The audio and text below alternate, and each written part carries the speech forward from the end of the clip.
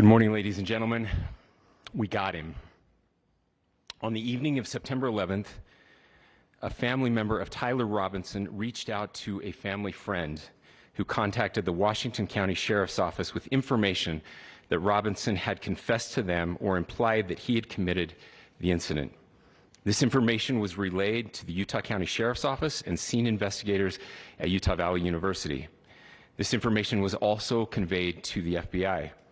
Investigators reviewed additional video footage from UVU surveillance and identified Robinson arriving on UVU campus in a gray Dodge Challenger at approximately 8:29 a.m.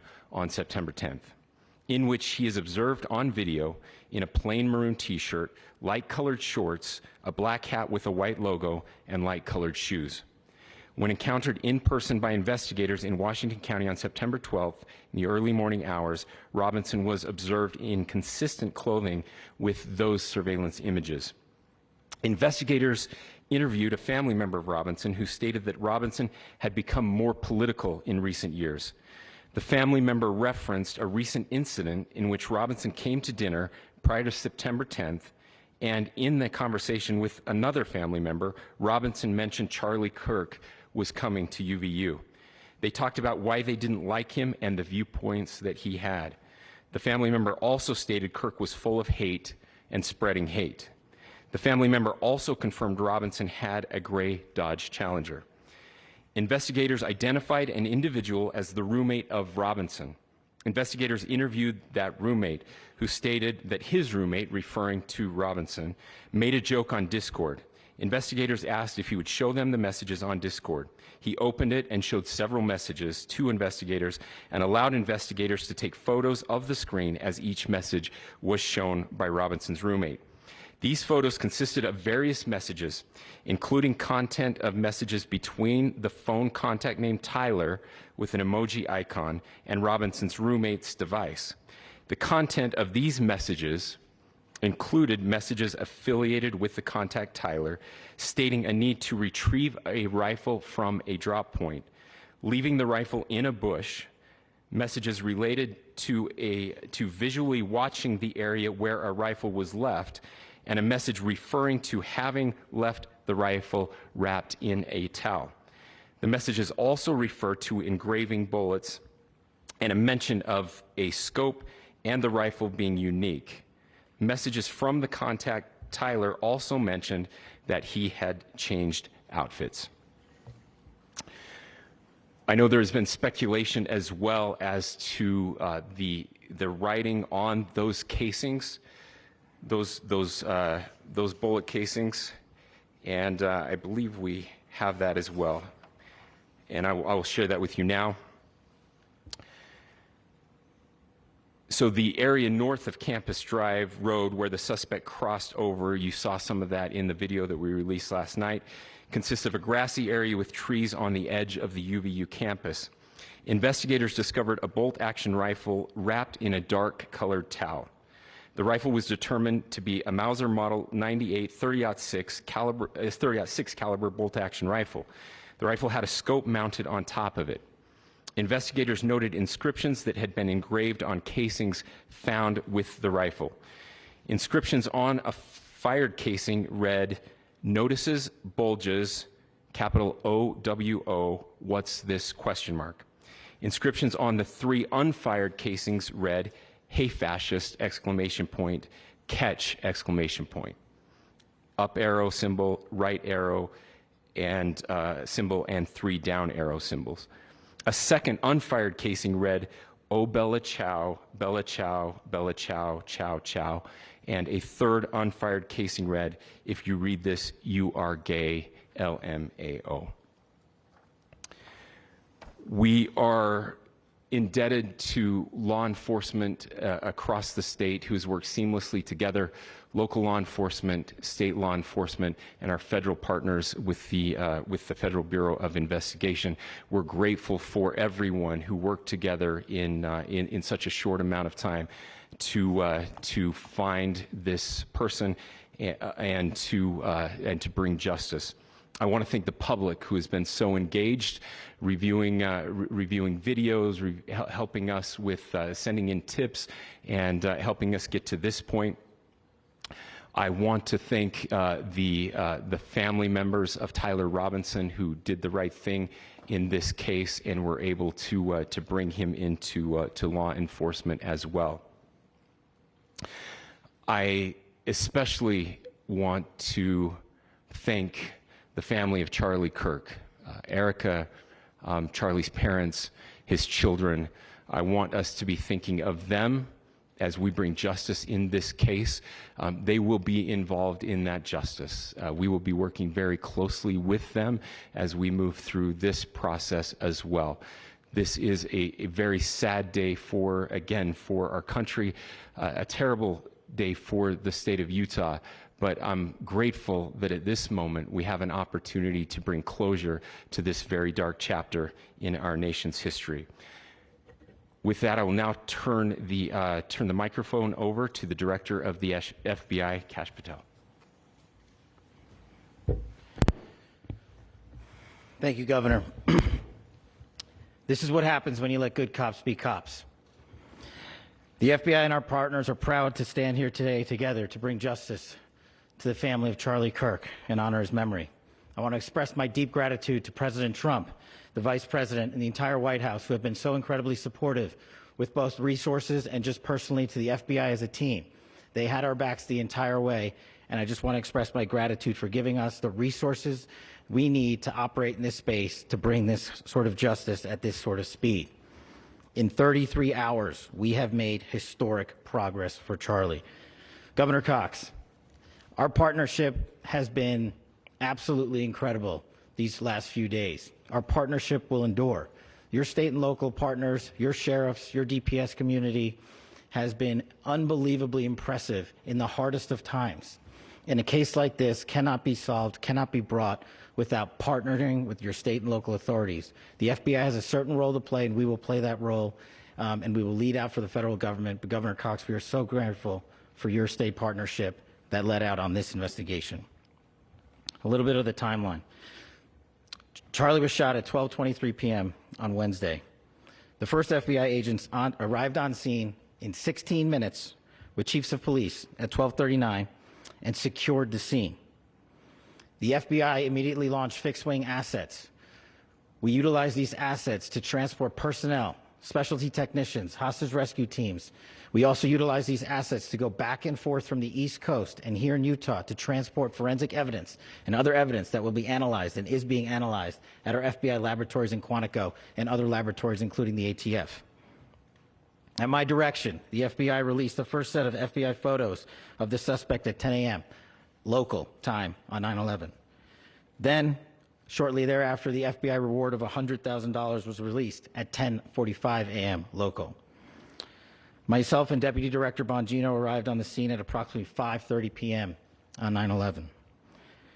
The governor led a press conference last night at approximately 8 p.m., where at my direction, the FBI released a never-before-seen video of the suspect. We also released new images to the public of the suspect. And just last night, the suspect was taken into custody at 10 p.m. local time. In less than 36 hours, 33 to be precise, thanks to the full weight of the federal government and leading out with the partners here in the state of Utah and Governor Cox, the suspect was apprehended in a historic time period. And I want to highlight what Governor Cox said. This would not have been possible without you, the media, and you, the public. That's why we went so public, so fast, and we're so transparent, and we're committed to that transparency. The crime scene, just a little bit there. It is a large crime scene. State and local authorities, along with federal authorities, processed that crime scene quickly. And I even had the ability to walk through that crime scene and walk through the steps the suspect took to learn more about what was needed and what resources we needed to bear to create a full picture for the FBI and leadership back in Washington. Furthermore, thankfully to state and local partners, forensic evidence has been seized and continues to be garnered. Forensic evidence has already been evaluated at FBI laboratories in Quantico and state and local authorities here. We will continue to process evidence as we see it, as we collect it, and we will continue to deliver to Governor Cox and his team. Last night, we had a total of approximately 7,000 leads.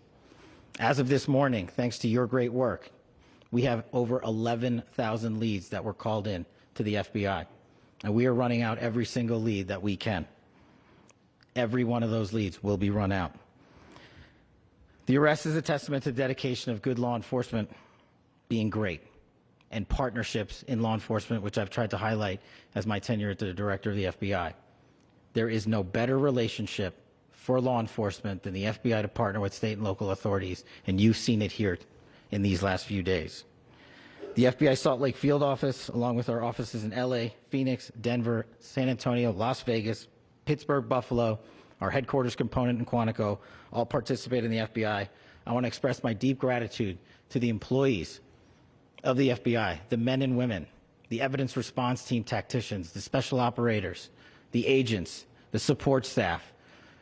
You have done monumental work in historic time when the public, who had a right to demand such an expeditious solving of an investigation, the FBI answered that call diligently, critically important to our nation, and we delivered. And I'm proud to be their leader, and I'm proud to be the director of the FBI. This is very much an ongoing investigation, as the governor said, and we will continue to work with state and local authorities to develop the investigation, to provide them the evidence they need for their ongoing prosecutions, and we will be here to answer every call they absolutely have, as long as it takes, for as long as we need to find and apprehend whatever suspects were involved in this crime. Lastly, to my friend Charlie Kirk, rest now, brother. We have the watch, and I'll see you in Valhalla.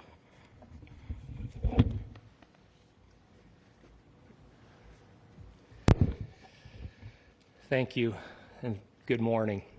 I would just like to take a few minutes as the sheriff to express my gratitude for everybody who has played a part in this investigation.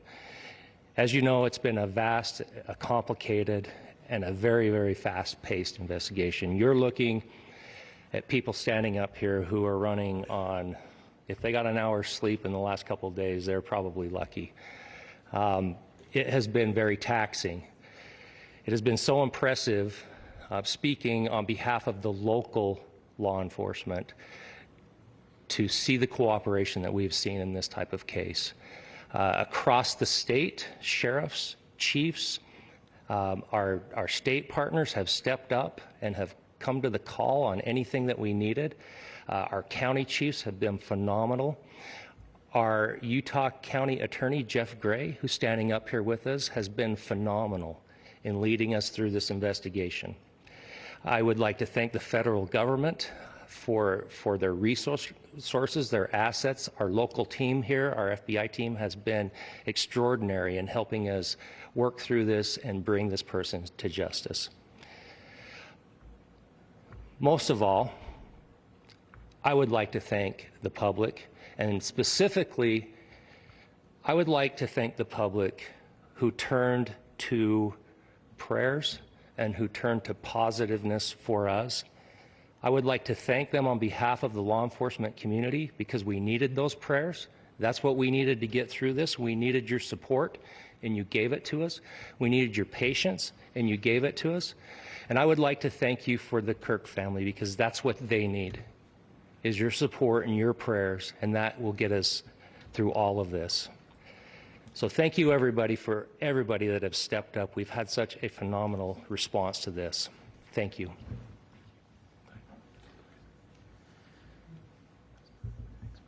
I also want to give a special thanks to the Attorney General and the Department of Justice. Their unwavering support and their commitment to justice is shown true here. And without AG Bondi and Deputy Attorney General Todd Blanche and the resources they brought to bear, we would not have been able to complete our mission. And I just want to say special thanks. It's an honor to be a part of the Department of Justice. Thank you. thank you again to our incredible law enforcement team who has worked so hard. Sheriff, I got a solid 90 minutes last night, so I'm probably the most well-rested person up here. Ladies and gentlemen, I get the microphone, so I hope you'll permit me a moment just to share a few more thoughts about where we are and how we got here, and maybe a little bit of where we go from here. I don't want to get too preachy, but I think it's important that we, with eyes wide open, understand what's happening in our country today. I've heard people say, well, why are we so invested in this? There's violence happening all across our country, and violence is tragic everywhere. And every life taken is a child of God who deserves our love and respect and dignity. This is certainly about the tragic death, political assassination of Charlie Kirk. But it is also much bigger than an attack on an individual. It is an attack on all of us. It is an attack on the American experiment. It is an attack on our ideals. This cuts to the very foundation of who we are, of who we have been, and who we could be in better times. Political violence is different than any other type of violence for lots of different reasons. One, because in the very act that Charlie championed of expression, that freedom of expression that is enshrined in our founding documents, in having his life taken in that very act, makes it more difficult for people to feel like they can share their ideas, that they can speak freely. We will never be able to solve all the other problems, including the violence problems that people are worried about, if we can't have a clash of ideas safely and securely. Especially those ideas with which you disagree. That's why this matters so much. Over the last 48 hours, I have been as angry as I have ever been, as sad as I have ever been. And it was, as anger pushed me to the brink, it was actually Charlie's words that pulled me back. I'd like to share some of those. And specifically right now, if I could, I need to talk to the young people in our state, in my state, and all across the country. As President Trump reminded me, he said, you know who really loved Charlie? The youths. And he's right. Young people loved Charlie, and young people hated Charlie. And Charlie went into those places anyway. And these are the words that have helped me. Charlie said, when people stop talking, that's when you get violence. He said, the weak can never forgive. Forgiveness is the attribute of the strong. The only way out of the labyrinth of suffering is to forgive. Welcome without judgment, love without condition, forgive without limit. He said, always forgive your enemies. Nothing annoys them so much. A few months ago, I referenced this last night, Charlie posted to social media, when things are moving very fast and people are losing their minds, it's important to stay grounded. Turn off your phone, read scripture, spend time with friends, and remember, internet fury is not real life. It's going to be okay. He again said, when you stop having a human connection with someone you disagree with, it becomes a lot easier to commit violence. He said, what we as a culture have to get back to is being able to have a reasonable agreement, where violence is not an option. Now, again, to my young friends out there, you are inheriting a country where politics feels like rage. It feels like rage is the only option. But through those words, we have a reminder that we can choose a different path. Your generation has an opportunity to build a culture that is very different than what we are suffering through right now. Not by pretending differences don't matter, but by embracing our differences and having those hard conversations. I think we need more moral clarity right now. I hear all the time that words are violence. Words are not violence. Violence is violence. And there is one person responsible for what happened here. And that person is now in custody and will be charged soon and will be held accountable. And yet, all of us have an opportunity right now to do something different. I want to thank my fellow Utahns. This bad stuff happens. For 33 hours, I was praying that if this had to happen here, that it wouldn't be one of us. That somebody drove from another state, somebody came from another country. Sadly, that prayer was not answered the way I had hoped for, just because I thought it would make it easier on us if we could just say, hey, we don't do that here. And indeed, Utah is a special place. We lead the nation in charitable giving. We lead the nation in service every year. But it did happen here. And it was one of us. But I want you to look at how Utahns reacted the last 2 nights. There was no rioting. There was no looting. There were no cars set on fire. There was no violence. There were vigils and prayers and people coming together to share the humanity. And that, ladies and gentlemen, I believe is the answer to this. We can return violence with violence. We can return hate with hate. And that's the problem with political violence, is it metastasizes.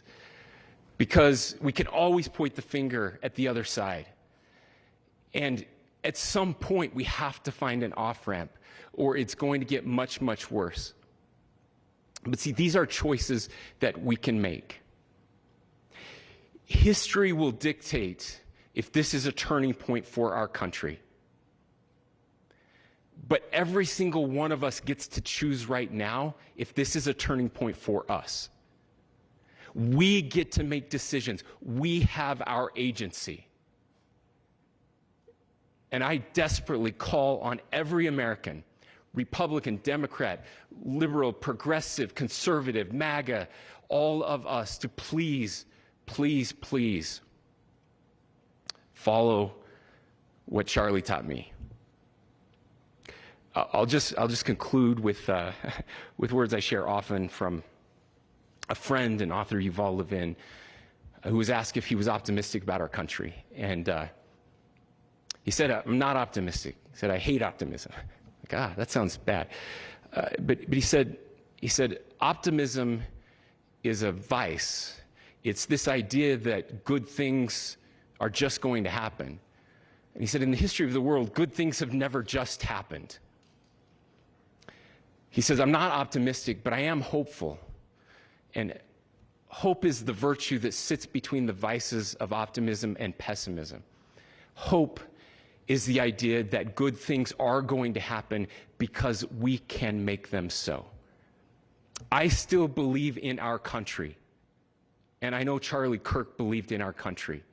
I still believe that there is more good among us than evil. And I still believe that we can change the course of history. I'm hopeful because Americans can make it so. Ladies and gentlemen, we're happy to answer any questions you might have. Governor, please speak to whether the suspect is speaking with authorities and his demeanor, Tyler Robinson, when he turned himself in? I cannot speak to that right now. Governor, how do you interpret the inclusions on casing? Well, I will leave that up to you to interpret what those engravings mean. I think the clearest one that says "catch fascist," there's not, and by the way, that's like catch like a ball, catch this. That's I think that speaks for itself. Governor, you indicated that he had been communicating. Please. Talk about this level of hatred that this person expressed. Beyond that, is there anything in your view that you discovered that may have radicalized or changed him to prompt him to commit such a horrific? There's nothing more that we can share at this time. Governor, you indicated that he had been communicating with a friend on Discord about the gun. Do you anticipate any more arrests? We do not at this time have any information that would lead to any additional arrests. Do you believe he acted alone? Yes, but the investigation is ongoing. How he came into custody of police and where he is right now? Yes, so right now, Mr. Robinson has been booked into the Utah County Jail. You heard the president this morning report that he was taken into custody, that his family and a friend helped to deliver him into custody of law enforcement in Washington County. For those of you that don't know where Washington County is, it is the southwesternmost part of the state of Utah. It's about a 3.5 to 4 hour drive from here, where we are right now, and that's where he lived and where they turned him in. Please, I'll go here.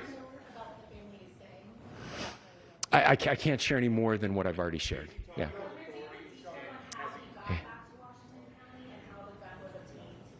So how we obtained the gun? The gun was found here. Yeah, so I don't have much more details on that. We do know that he drove. We had his car here on campus, and then we had his car going south back to the St. George. It's actually the city of Washington in Washington County. Is he talking with authorities and did he discuss a motive? I'm sorry? We don't have any information that would lead us to believe that. Yes, in fact, it was just released. Yes. Talking with authorities and did he discuss a motive? I can't answer that right now. Yeah, thank you. Over here.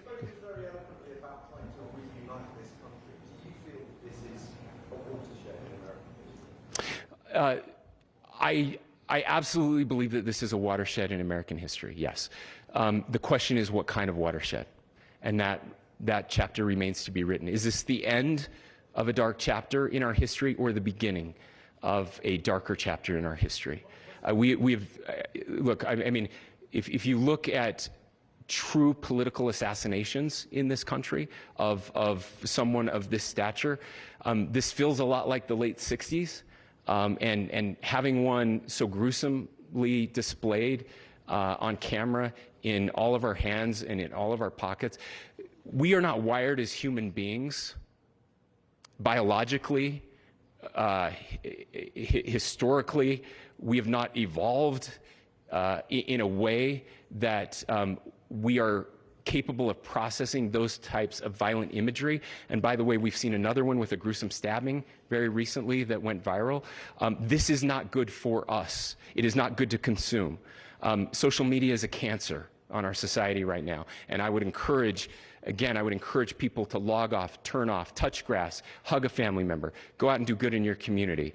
That is happening, and it's happening organically right now. I had a friend in a small city in Utah who said, we're getting together, the Republicans and Democrats in my little town are getting together to have a discussion last night, just to find a way to find their better angels. So yes, this could be, I mean, again, you have to go back to JFK to have seen a video live of something like this happening. I wasn't born until 1975, but I know that things were really dark in the late 60s. Sorry to some of you. I know some of you were there. But this is our moment. Do we escalate, or do we find an off-ramp? And again, it's a choice. It's a choice, and every one of us gets to make that choice. Two more questions right here. Could we Clarify that the release of those enhanced images at 8 p.m., the timeline that Director Patel gave us, led to the arrest at 10 p.m. Is there a direct connection between those two events? I cannot comment if there is a direct connection or not, but all I can say is that that through some process, the family came to know that this had happened. One more thing, Governor. Could you just clarify the clothing issue you mentioned earlier? Was he changing outfits? Could Correct. you just clarify this? Yes, yes. So when he's first spotted on campus, he has different clothing on, and then he changes clothing on the roof, and then changed back into that clothing at some point, so that when he was apprehended, when he was arrested, the clothing matched the clothing he had on before the shooting here at UVU. Last question here. Yes. Suspect was from Utah. Can you kind of tell us a little bit more about where, and was he a student here at the student, and is there any history of mental illness? Yeah. So I don't have any information on the mental illness part. He was not a student here at UVU. He was living and had lived for a long time with his family in Washington County, in the southernmost part of our state.